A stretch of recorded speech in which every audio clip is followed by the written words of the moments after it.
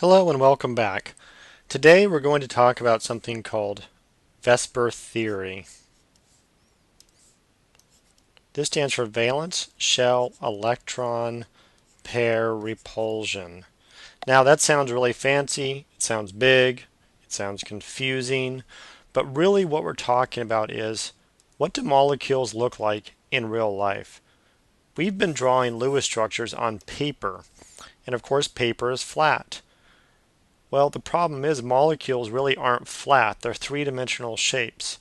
So now we need to figure out what are some common shapes and what are some common angles that you would find in these shapes.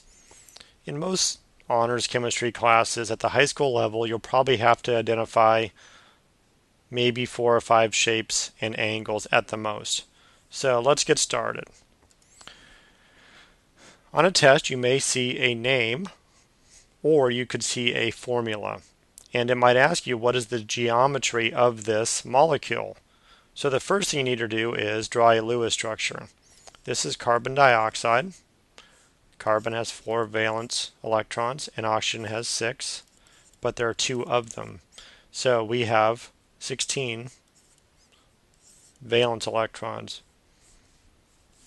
Let's go ahead and draw the carbon in the middle.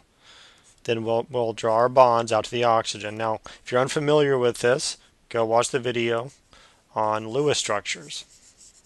That will help you out. So this is 1, 2, 3, 4. We've got 12 electrons left. We put them on the outer atoms. There's 6. 1, 2, 3, 4, 5, 6, 7. Now we have 12. All right. The one problem is that carbon only has 1, 2, 3, 4. So we're going to have to draw some double bonds in here. Okay, now the first thing to remember with valence shell electron pair repulsion, or VSEPR theory, is that we look at the central atom and then we look at how many atoms it's bonded to. So in this case, the central atom is bonded to 2 other atoms. We really don't look at these bonds to see if they're single covalent bonds or double or triple.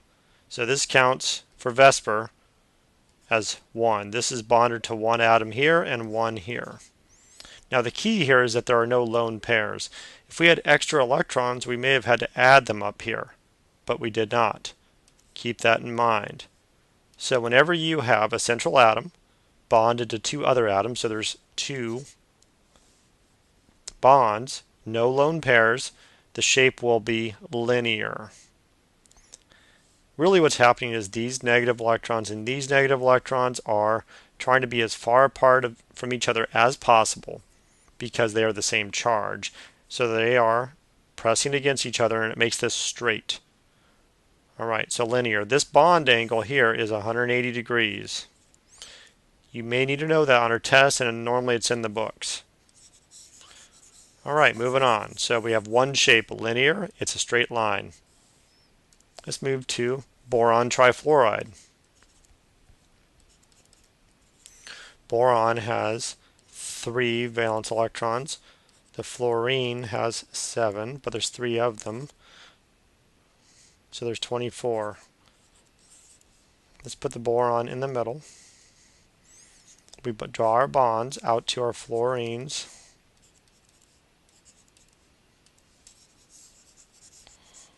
And I did it again. I erased our valence electrons. We had 24. So 1, 2, 3, 4, 5, 6. We have 18 left. So we can put 6 on each one of these. Alright. So now each of these fluorines has 8 valence electrons. But the boron only has 1, 2, 3, 4, 5, 6. So let's draw a double bond out here. Now let's not get into resonance structures right now because we don't know if the double bond is here or here or here, but this could be a resonance structure. So all we need to know is this counts as boron being bonded to one thing. So there's one bond there, there's one here, and there's one here. So we have 3 bonds. Okay? Now, this negative charge, negative, negative, are pressing against each other. Pressing against each other. So that's really the shape they're going to be in to try to be as far apart as possible. the angle between all of these is 120 degrees. And the shape is called trigonal planar. Trigonal planar, 120 degrees. That's if you have 3 bonds, no lone pairs. All right? So remember, 2 bonds, no lone pairs. 3 bonds, no lone pairs.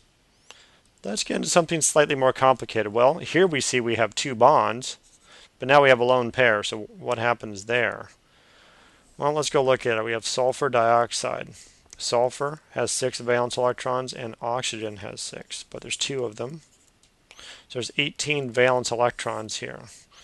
Let's draw the sulfur and our 2 oxygens. It's 1, 2, 3, 4. So we have 14 left. 1, 2, 3, 4, 5, 6, 7, 8, 9, 10, 11, 12. And we have a problem. We have a lone pair. That's a lone pair of electrons. It's not bonded to anything. It's just there. Okay, the other thing we need to do here really fast is draw a double bond in.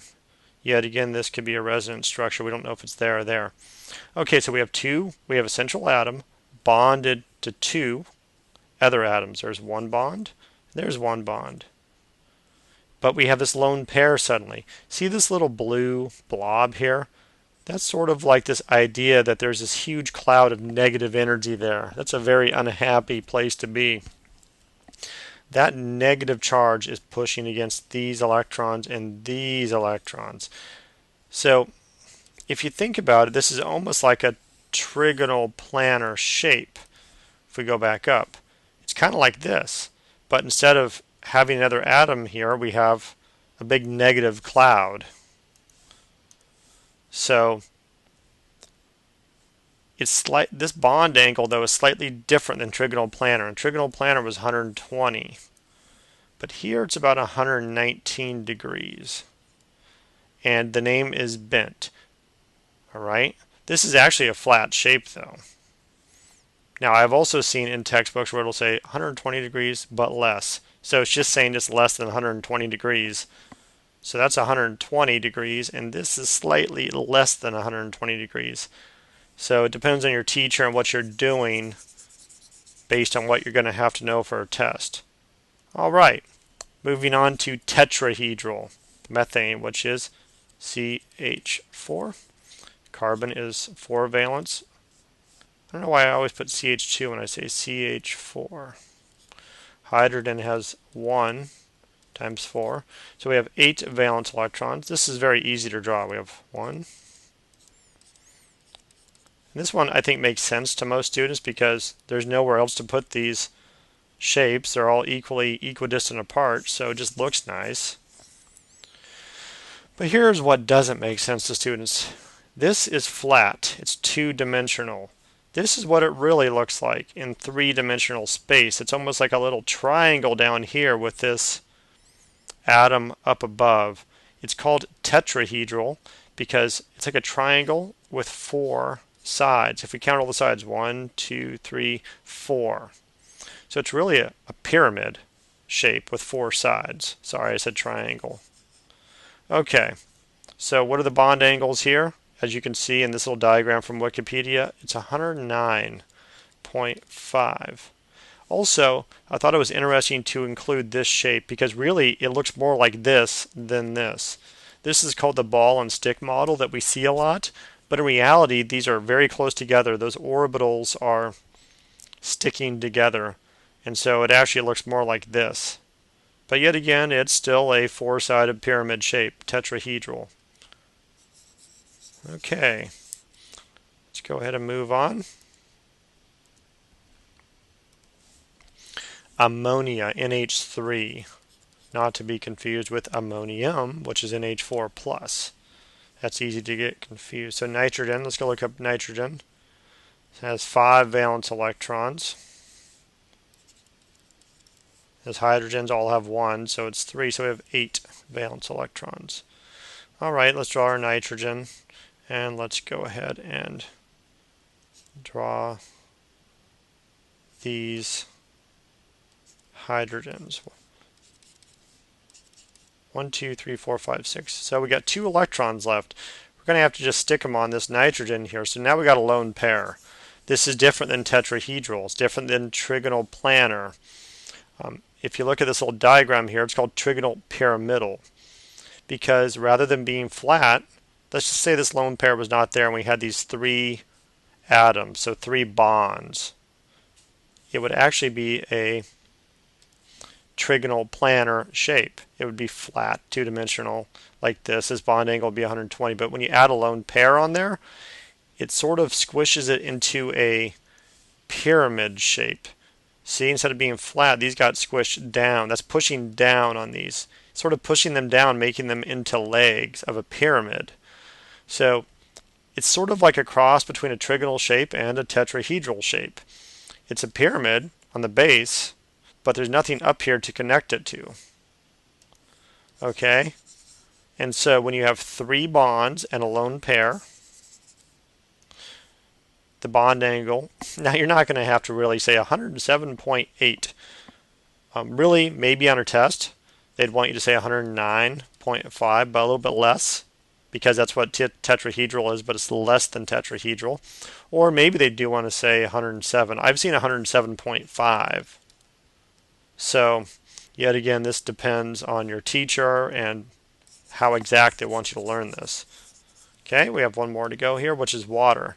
Water is very confusing, so I threw in this diagram. If you look at water, H2O, we have H, so we have 2 valence electrons here. We have the oxygen, which is 6, so we have 8. On a side note, if you want to get good at chemistry, make these videos, because I've already tried making this 4 times, and I messed up all 4 times, and so I'm saying all this 4 times over. Definitely helps you learn it. Let's put the oxygen here, bonded to this hydrogen.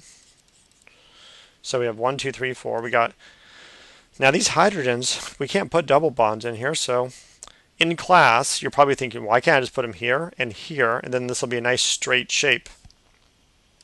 And you know what? That makes perfect sense. It seems like it makes sense. Yeah, why don't we just do this? Then this would be linear. Well, the problem is it's actually more like this shape here. It's almost like it's tetrahedral.